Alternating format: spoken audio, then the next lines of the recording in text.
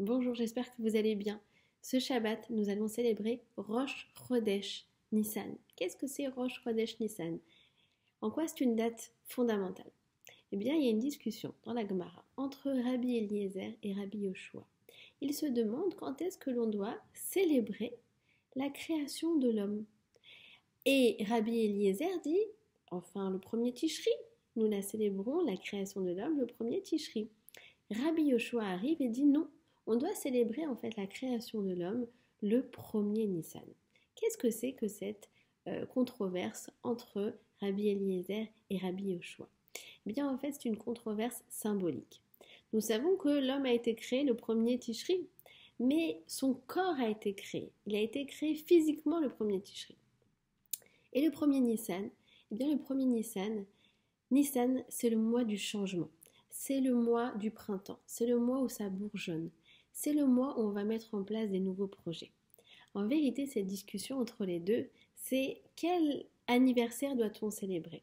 Il y a l'anniversaire de notre naissance physique, corporelle, mais nous avons également énormément d'autres anniversaires.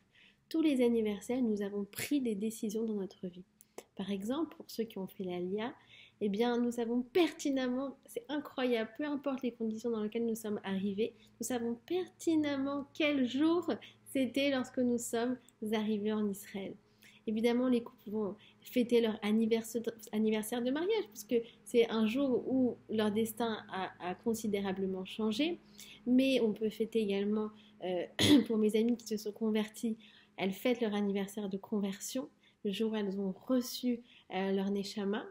Et on peut fêter en fait énormément d'anniversaires de tous ces jours où nous avons pris notre destin en main et nous avons changé de voie.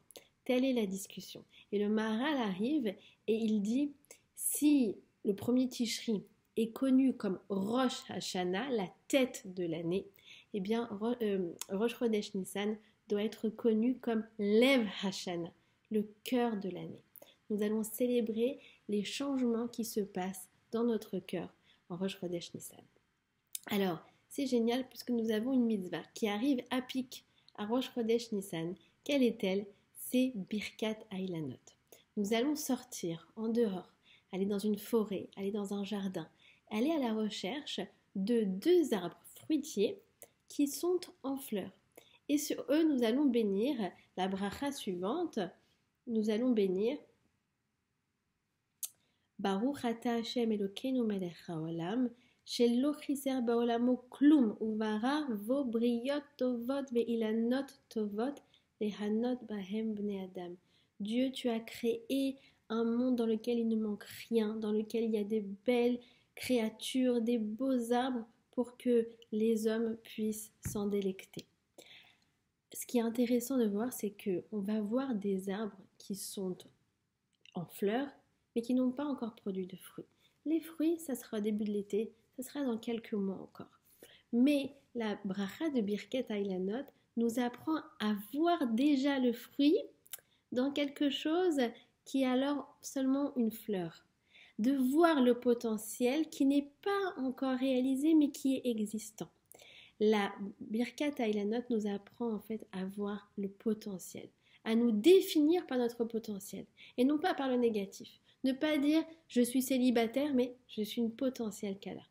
Ne pas dire je suis au chômage, je suis une potentielle travailleuse. Ne pas dire je n'ai pas d'enfant, je suis une potentielle mère, une potentielle merveilleuse mère d'ailleurs. Et en fait, cette bracha, ce qui est incroyable, c'est que on va la faire, donc on peut la faire pendant tout le mois de Nissan. Alors c'est vrai que c'est préférable de la faire à Rosh Chodesh Nissan. Mais Rosh Chodesh Nissan, c'est aussi la première fois que Akadosh Baruch Hu nous a donné une mitzvah. La première fois, vous voyez, nous aussi, on célèbre des anniversaires. On sait le jour où Dieu nous a donné la première mitzvah. Il s'agissait du premier Nissan de l'an 2448, juste avant que nous sommes sortis d'Égypte. Et ce qui est incroyable, c'est qu'on n'est pas encore sorti d'affaires, on est encore en Égypte. Et Dieu vient et s'adresse à Moshe et Aaron et leur dit « Regardez le ciel, qu'est-ce que vous voyez ?» Hachem, on ne voit rien. C'est le noir, c'est l'obscurité la plus totale. Non, non, regardez bien. Là, oui, effectivement, il y a un tout petit bout de lune. Alors Hachem leur dit, ce petit bout de lune, je veux que vous le sanctifiez. Dieu nous a donné pour la première fois la mitzvah de sanctification de la lune, de Rosh Chodesh. Je veux que tu regardes le petit bout lumineux dans le ciel, parce que ce petit bout lumineux, il va devenir une lune merveilleuse. Je veux que tu regardes cet arbre qui n'est que en fleurs pour l'instant, parce qu'il va donner des très grands fruits. Je te demande de regarder les points lumineux de ta vie. Je te demande de regarder ce qui peut porter des fruits. Dieu ne nous dit pas de vivre dans des illusions ou dans des rêves. Non, il dit regarde tes réalités, mais avec un regard nouveau. Essaye de voir les domaines potentiels dans lesquels il pourra y avoir une réalisation future. Donc Rosh Chodesh Nissan, c'est le renouvellement intérieur. On renouvelle notre regard, on renouvelle notre cœur. Exactement comme le dit le Chida à propos du ménage de Pessah, ce qu'on est en train de faire actuellement, qu'on commence à faire, le ménage, le seder, l'ordre, enlever le chametz. Le Chida nous dit que chaque jour où nous enlevons du chametz dans notre maison, en vérité, on enlève du chametz dans notre cœur. On a l'impression de faire un nettoyage extérieur, en vérité, on fait un nettoyage intérieur. Alors vous savez que hier, et ces derniers jours, on s'est réveillé avec le cœur très très lourd. Et il y a une journaliste israélienne qui a envoyé un post qui m'a personnellement donné beaucoup de baume au cœur. Elle a cité une chanson, c'est Lotenatzru Oti. Il s'agit d'une femme qui, après un attentat, se lève et regarde à sa fenêtre. Et elle dit, qu'est-ce que je vois? Eh bien, je vois des gens qui se lèvent le matin pour aller au travail. Je vois des enfants qui vont à l'école. Je vois des mamans qui poussent des poussettes. Je vois des papas qui accompagnent leurs enfants à l'école. Je vois une routine. Il n'y a pas plus grande victoire, il n'y a pas plus grande victoire au monde que de reprendre notre chemin de vie après avoir été brisé. Et ça, c'est le secret également de Rosh Chodesh Nissan. Rosh Chodesh Nissan, c'est une fête très concrète où on nous dit regarde ton potentiel et donne-toi les moyens d'y arriver. À partir de Rosh Chodesh Nissan, on va essayer de se mettre une discipline pour arriver aux objectifs qui se sont fixés.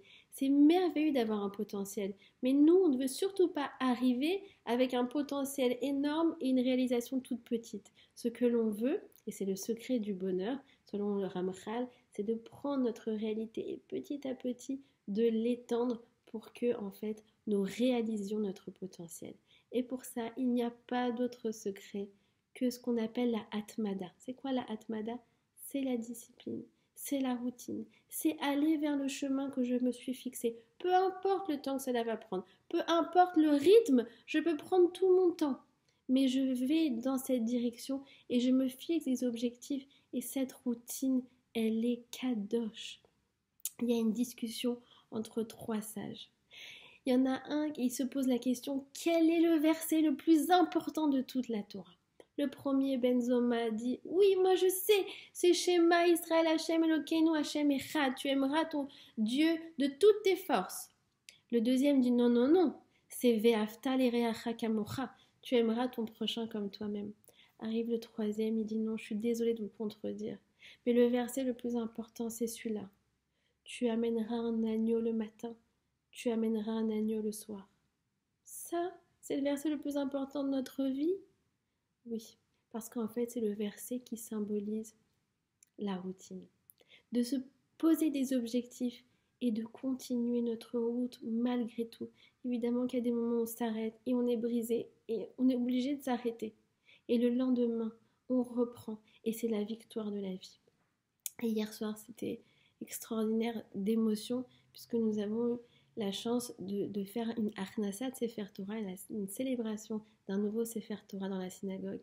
Et il fallait voir les rues de Tel Aviv remplies de centaines de personnes, de jeunes, d'enfants, de personnes âgées et tous les Israéliens sur la route qui s'arrêtent pour filmer, pour danser avec les hommes autour du Sefer Torah. C'était extraordinaire. Dans cette période qui est tellement tumultueuse, et bien de voir les Juifs qui se réunissent et qui reprennent le goût de la vie et de la joie autour de la Torah, il n'y a pas plus grand kavod que l'on peut faire pour notre terre, pour notre peuple et pour Akadosh Baruch Hu. Alors, je vous souhaite Bezrat Hashem, un Shabbat Shalom, avec un bon Rosh Chodesh Nissan, avec la réalisation de tous vos potentiels, de vous concentrer sur le positif qu'il y a en vous, chez tous vos proches et dans toute votre famille, et que Bezrat Hashem, petit à petit, vous ameniez chacun de vos proches et vous-même en premier lieu vers la direction que vous allez vous fixer. Shabbat Shalom Umevorach.